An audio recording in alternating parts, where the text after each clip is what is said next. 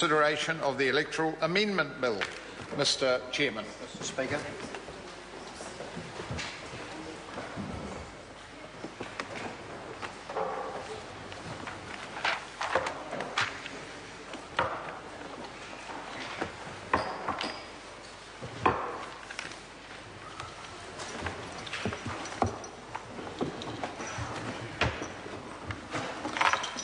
Members, the Housing Committee on the Electoral Amendment Bill. The question is that Part 1 stand part. This is debate on clauses 3 to 56 and the schedule.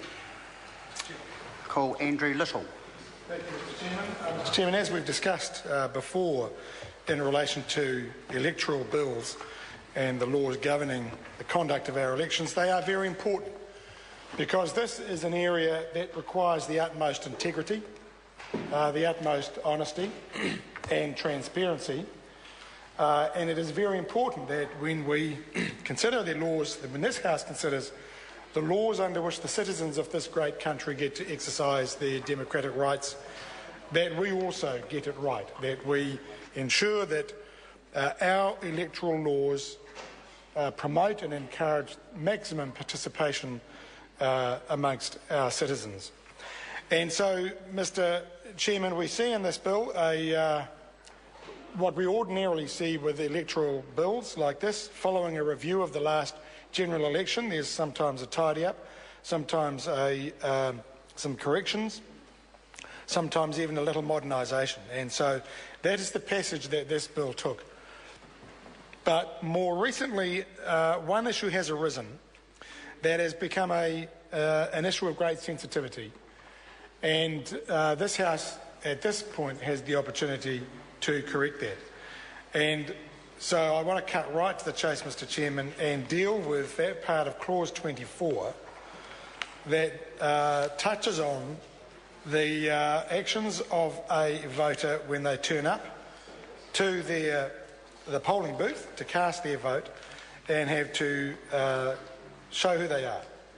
And so the law at the moment says that you must present yourself to the polling clerk in order to get your ballot paper and cast your vote.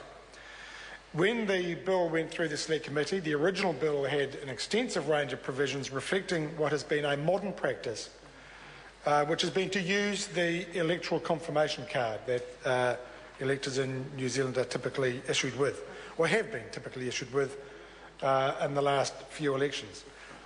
The use of the electoral confirmation card, however, is not mandated by statute. An electoral enrolment card is not mandated by statute. It's been introduced through administrative fiat. And so there was, I think, on the recommendation of the Law Commission, a provision in the previous version of this bill to provide for the electoral enrolment card in the statute. So that was very clear that it was there, that it could be used, what its role was. And as the bill has come back and been revised, that has all been expunged, and it has been replaced by a provision that amends the existing Section 167, subsection 2, this is in Clause 24, that, Mr. Chairman, causes some anxiety to members on this side of the House, and indeed to many others, because they have written to us about it. And that is the requirement not only that the elector confirm their particulars or their details, but they must verbally give or confirm their name. That has never been a requirement in our electoral law, and the Easy Vote card played a very useful role for those for whom that was a difficult exercise. English was their second language, they had a name that was difficult to pronounce, or they otherwise had a speech impediment that made it difficult for them to verbally confirm their identity. By presenting the electoral enrolment card, they could avoid any embarrassment or humiliation or difficulty that they might otherwise have. And no case has been given for why now the polling clerk must insist on verbal confirmation of identity. Certainly no case was made at the Select Committee, and no case, with all due respect, Mr. Chairman, has been made since. I raised this publicly after this bill came back early this year, made the point about the electoral enrolment card. In fact, the last time in the second reading of this bill, made that point. And the minister and the chair then the next day slammed down the comments that were made and said, no, the electoral enrolment card is not going to be legislated away with. And of course you can't legislate away something that hasn't been legislated for. But what you can do is legislate for things that were not previously in the legislation, such as the requirement to give verbal confirmation. And so, Mr Chairman, this issue is very important, and there are ways to correct this that do not cut across the principles that are apparent on the face of the bill as it stands at the moment. Mr Chairman? Andrew Little. And so, Mr Chairman, there have been a number of SOPs put to deal with this issue, and that shows the level of concern there is about this issue. But the overriding thing is this, that we want to see, and I think it is desirable for New Zealand voters to know that they are not required to go through extra hoops when they go to cast their vote, to pick up their ballot paper and to go into the polling booth, that if they bring their electoral enrolment card, that will suffice to show the polling clerk that that is who they are. They can get the page and line number of the roll, that can be crossed off, and it is then very difficult, if not impossible, for that card to be used again, at least without causing the owner of it some considerable grief later on when the police come to knock on their door if they've attempted to use it again. And so there is no requirement as a matter of principle for a verbal confirmation to be given. Mr Chairman, the House might be interested to know that I wrote to the Minister in the Chair on this very issue 2 weeks ago, possibly longer, about this issue. After the little spat broke out, and I suggested that, notwithstanding the views we had both expressed publicly, that nevertheless we should deal with the issue, that voters should not be required to confirm their identity verbally, that a presentation of the card should be enough. Now, this ever-studious minister has failed to reply to the letter from myself and my colleague Marion Street. Surprising, because I've spoken to other members of the House who say they have written to the minister and she has replied to their correspondence, if not in writing, at least coincidentally verbally. But we have not had the courtesy of such a reply.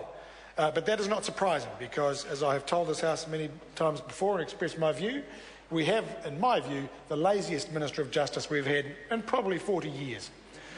A diligent Minister of Justice who was on top of her game would have noted this issue and thought, you know, as a matter of principle, we don't have to require voters to confirm their identity verbally.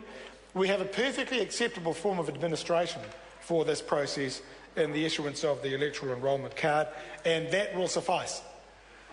But that's not the minister we have. That's not the Minister of Justice that we have today. Quite happy to go off to Shanghai for cups of tea to promote her partner's business, but she will not respond to will not reply to the correspondence raising important constitutional issues in this country, the country that she claims to be a minister of.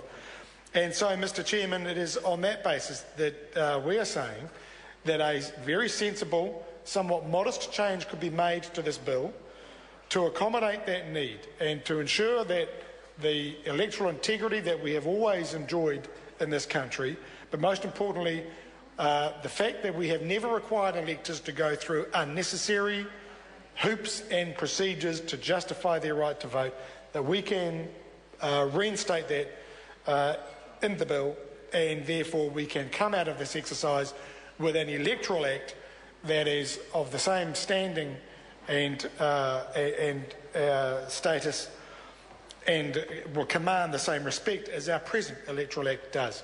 There is simply no need for anything other than the presentation of an electoral enrolment card. Fine if people want to say who they are, fine if they want to do it verbally, but they should not have to go through extra hoops. The SOP in my name, reinstate what was previously in the bill. That is to say clauses 24 to 28 or 27. The SOP in Holly Walker's name is more extensive than that. But even if this House were minded to take a more modest change that would achieve the objectives of both the government and indeed of the opposition, then Marion Street's SOP would be a good one to support. It is a modest change. It clarifies and confirms the choice between verbal confirmation and presentation of the enrolment card. And I would urge the House to support that, in principle, this sort of change, but to support one of those SOPs that allows that to be achieved. We do not want and we do not need, when it comes to people casting their vote in the ever-important exercise of our general elections, to go through unnecessary hoops that could be embarrassing, could be humiliating, but could just be plain difficult, just in order to exercise their democratic right to cast a vote. So, Mr Chairman, I urge the House to support these changes and then let us get on with this bill, which is in all other respects a good bill. It does the sort of tidy-up job that we expect of an electoral amendment bill, but this change, snuck in at the last minute by a minister who is not on top of her game, more interested in going to Shanghai and having cups of tea on her way through. Mr Chair. The Honourable Judith Collins. Mr Chair, what a lacklustre performance from that member who's resumed his seat. The never-to-be